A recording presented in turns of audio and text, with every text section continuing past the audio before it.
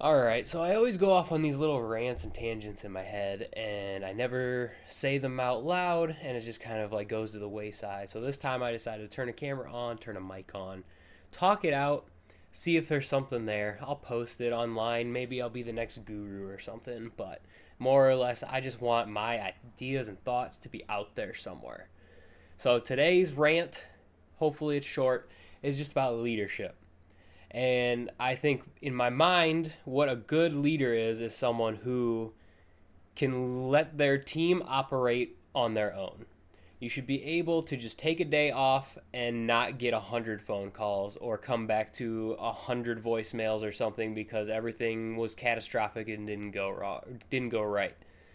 Um, I think if you prepare your team enough, or if you set them up for success, give them the confidence that they need to be able to handle situations on their own, then it's less on you. But just because they're not coming to you doesn't mean you're not doing anything, if that makes sense. So just because you can be gone for a week and you don't get any emails or messages or anything and nothing went wrong, that doesn't mean you're not needed. It means you've done a phenomenal job at setting your team up for success, that so that they can operate and they feel comfortable operating on their own. When things do come to you, you need to ask one of two questions. So number one, this came to me. Why did this person bring this to me? Is this something that they could have handled on their own? If so, why didn't they? Do they not know how to do it? Do I need to explain it to them?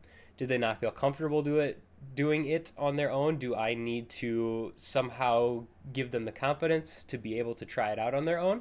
Or did they try it and they just simply couldn't get it? It's an impossible thing. The other day, one of our fitness equipment broke, one of our pieces of equipment broke, and people tried to fix it, but I know how to fix it. So they let me know, hey, I tried this is what's happening, and I was able to go in and fix it. So there are times where you just have to still do things.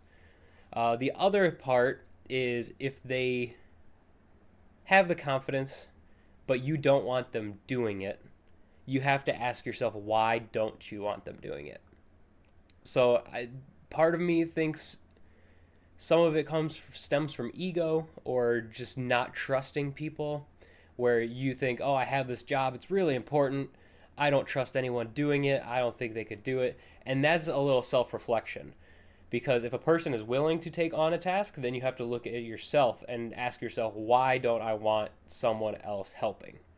And me personally, I love things being as perfect as they can be. If something goes wrong, I can blame myself. I don't have to blame or get upset at someone else.